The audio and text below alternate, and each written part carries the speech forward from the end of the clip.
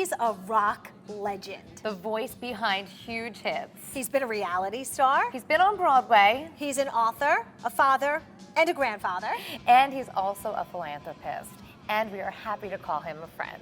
Hello, I'm Elizabeth Hashagen. And I'm Elisa DiStefano. Happy to have you back here at our Altis headquarters in Bethpage here on Long Island. And I've always been a little bit jealous of your relationship with Dee Snider, just because he's like the king of cool, and you've been friends with him for a long time now. A long time. I know you never think I was a biker chick, right? But when I'm with Dee, I try to fit in and play the role. You know, when I first started at News 12 Long Island, he was my first celebrity interview, and I was so nervous to go and interview him, and he was so kind and so patient, and I had no idea really what I was doing.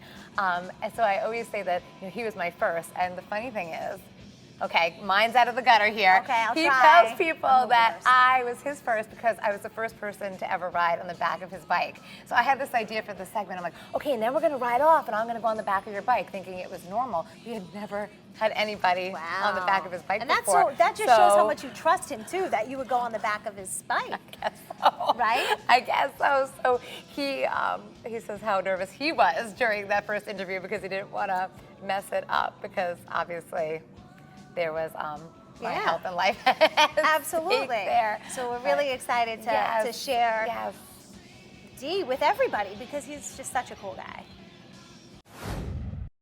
So we are so excited because our friend Dee Snider is here with us today. And Dee is such a good friend. You know what he did? What did he do? When he was at Starbucks before this, he actually offered to bring us coffee. And I said, I think that we've had our max. How is that even possible? I know what time you get up. I know.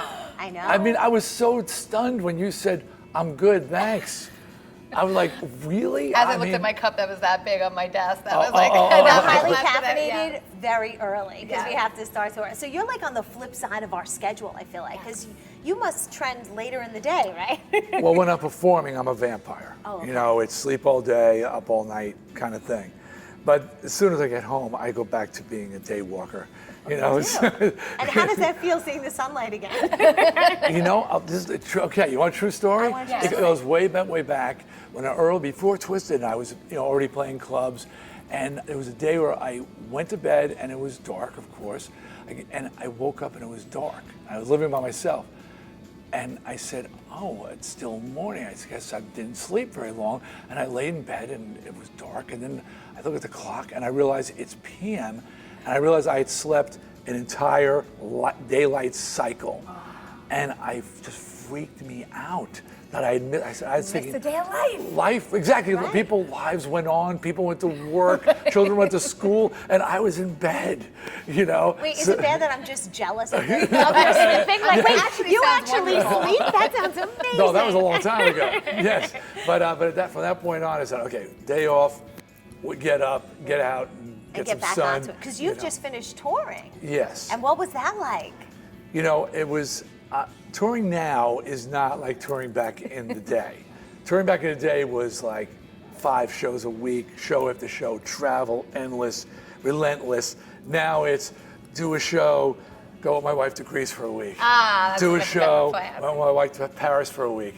Do a show with my wife to So is that where you get like Italy. Superstar status from? Like that's how you get it? Yeah. First class, everything. Nice. So, and I worked real hard for that. Sure you Okay, did. just understand. I did pay my dues, and now that the kids are all out of the house and stuff, we get to travel. So it's really nice. I had some really big shows over there, and you know, just finished up in Switzerland, and it was amazing. And now I'm actually taking a long break. Yes, I deserve it. You know what? And that's what I was actually so excited to hear, that you were traveling. And when I asked you, I'm like, is there anything that we're promoting in this interview? And we do have something we want to tell you about that we'll tell you about in a moment. But you were like, you know, not really. And because usually you have so many different things going on at the same time. I know people know you from Twisted, but you've done Broadway, you've done a classical album, you've done other shows, and Well, you've actually just caught me in a lull. but I'm happy. But I was so good. No, but I actually have sold a children's animated series to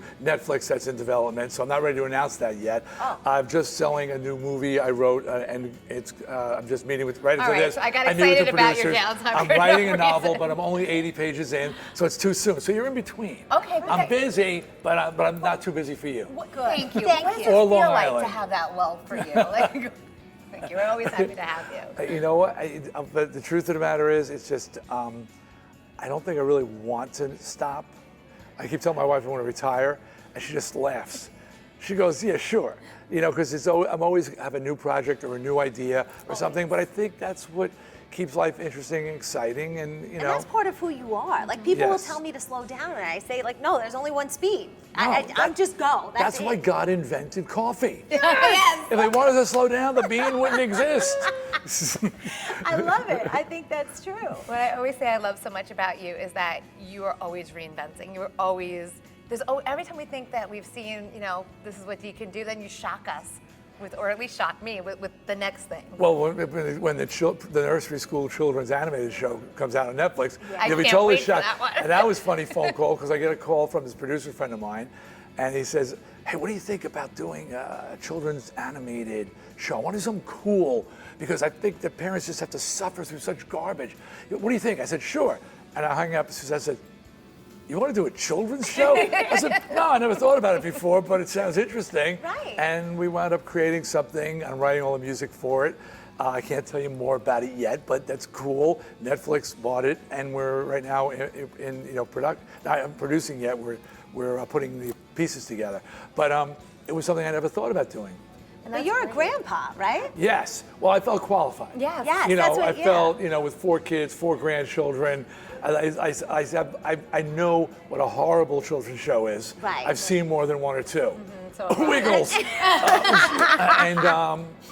So I said, I had thoughts about what would make it cool. You know, like what the kids like and what would make it, because we, as parents, we have to suffer through yes, these I'm things. in it right now, and everybody. now it's on repeat.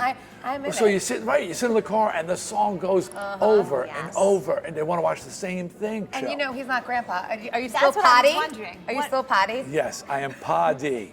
Okay, it's Pa D. But when they say it, they're like, Right. look, they're like, I was with them, they're like, look, it's potty. I'm like, you need the potty? It's right over there. It's over there. Yes. Like, no, they were pointing to a picture of him on the wall All that I right, had so up. you're way too young to be grandparents or potential grandparents, but the day will come.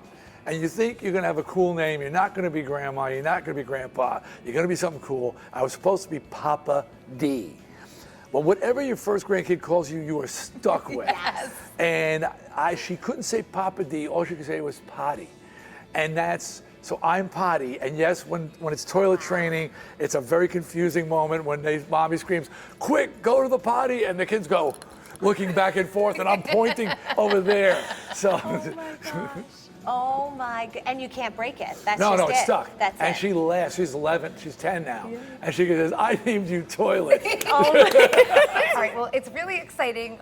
Usually we get to see the whole family come out Yes. for an event that you have coming up that you have been doing a version of here on Long Island, where our studio is based for many, many years. 17. 17. I 17? think I've been with you, I'm going to say 15.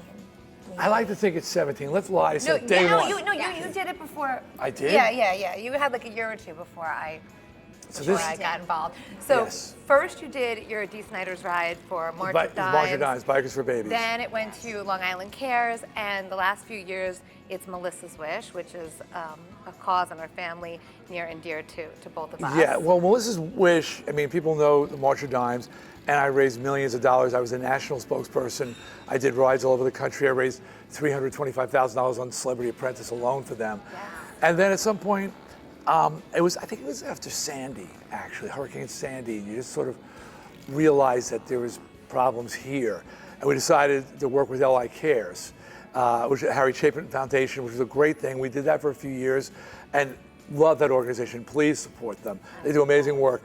But Bill Blackford, who's been with me since day one, working with the ride in various capacities, he had a daughter who died of cancer. And this daughter, Melissa, she used to ride with us. she was a grown woman. And so she was on these rides, and then she got cancer and she died.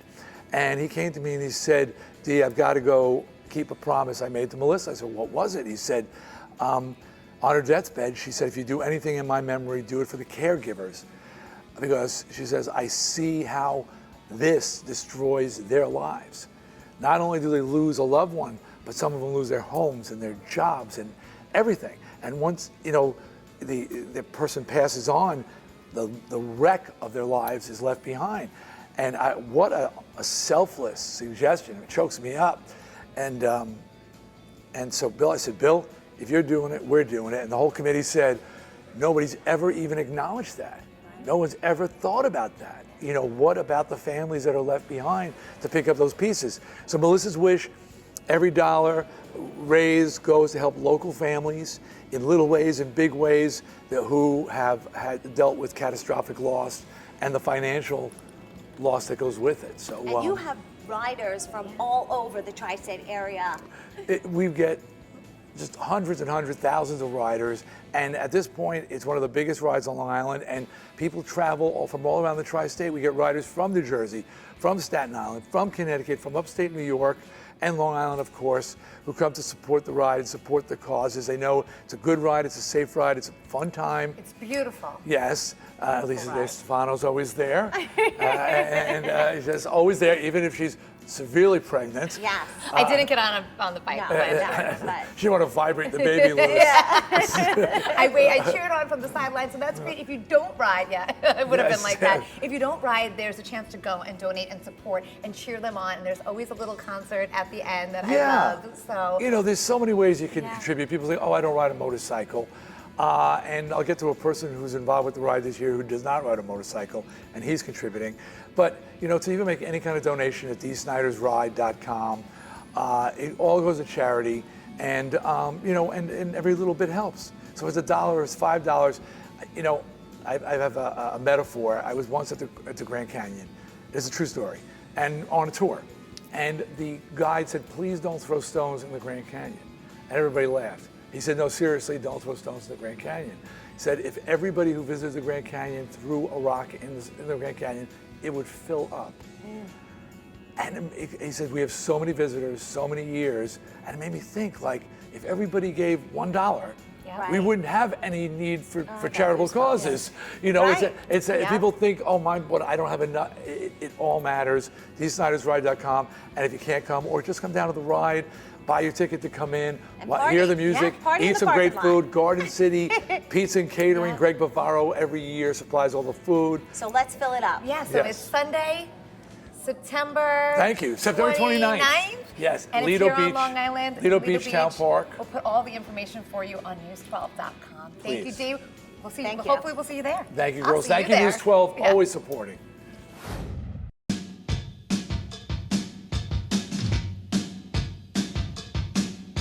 We are so excited to have Dee Snider here with us, and you're here because, you're coming back here because you have a very special event coming up that you've been doing for a long time. 17 years. I promise that one day they'll be rolling me out there drooling on myself. I'll be next to you. I'll be so old. And it's getting there, 17 years, I'm almost there. But it's the 17th annual Dee Snider Charity Ride. This year to benefit Melissa's Wish, which we've been riding for the last couple of years.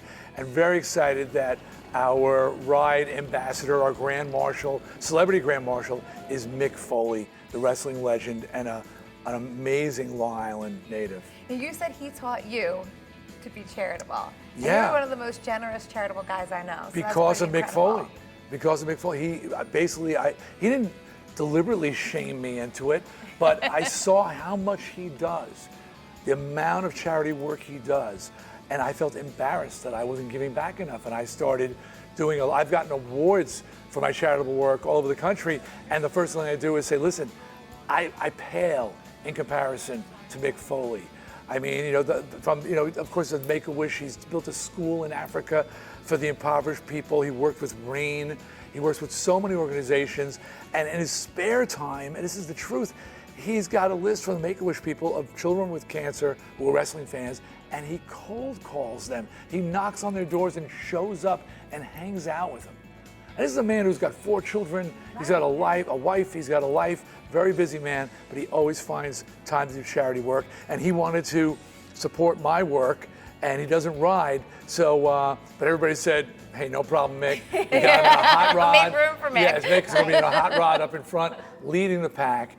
But yeah, he's just such an inspiration. And people from all over come to this ride. And I think it's, I mean, not that I'm on a lot of rides, but I think it's so unique because you get to see our beautiful ocean. You get to go along such a beautiful route.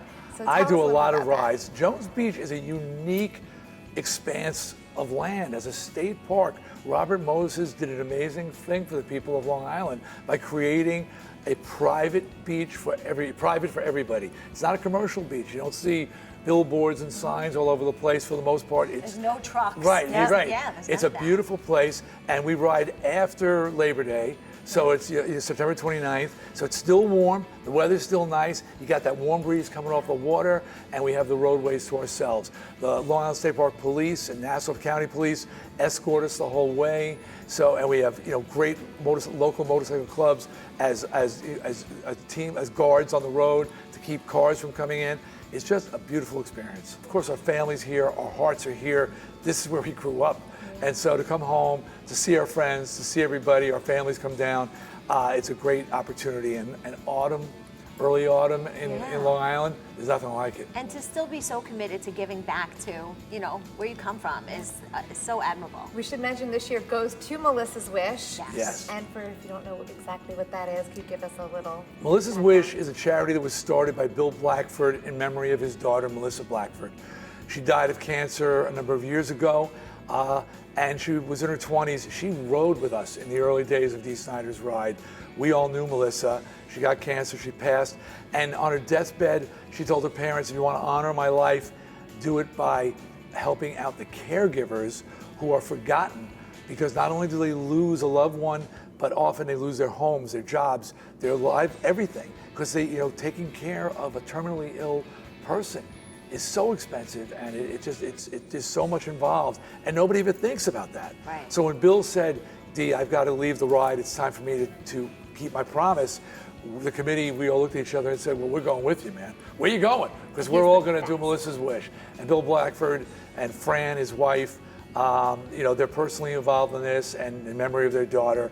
And I've been spreading this word around the country, and just everybody looks at me and goes, I never thought about that. Right. No one ever thinks of the cleanup, so to speak, afterwards. Right. Person passes on, they're dead and buried.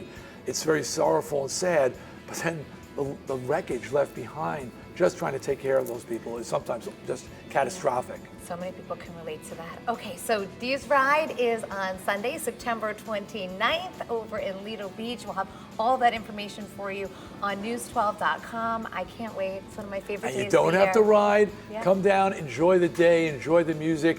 Look at all There's the bikes. There's music. Garden City Pizza and Catering does great food. And yeah, I always get up there. You can't keep me off a stage. And a surprise guest. I go, it's not a surprise. I'm standing in front of the stage like a puppy dog going, when do I go up? So, but it's great. Or just go to DeeSnidersRide.com and make any kind of donation, $1, $2, every bit counts. Thank you for joining us And today. thank We you, News appreciate 12. 17 years supporting Long Island causes, supporting my ride, and you're like the bikers. You don't just support my ride. You guys support every Long Island cause, and it's appreciated. So thank you. And one of the cool things about your relationship with Dee is I love that you have like all these inside stories. So share the one about his Long Island house. Don't you love him though? I do. I love him. I couldn't stop You telling have to come on the ride this year. What I think I love most about Dee is it hasn't always been easy for him, and they did have tough times, and he writes about it in his memoir. But he called his house on Long Island the house that St. Celine built because they were having tough times, and he wrote this Christmas song for his wife that then was sold to Celine Dion. You could sing it.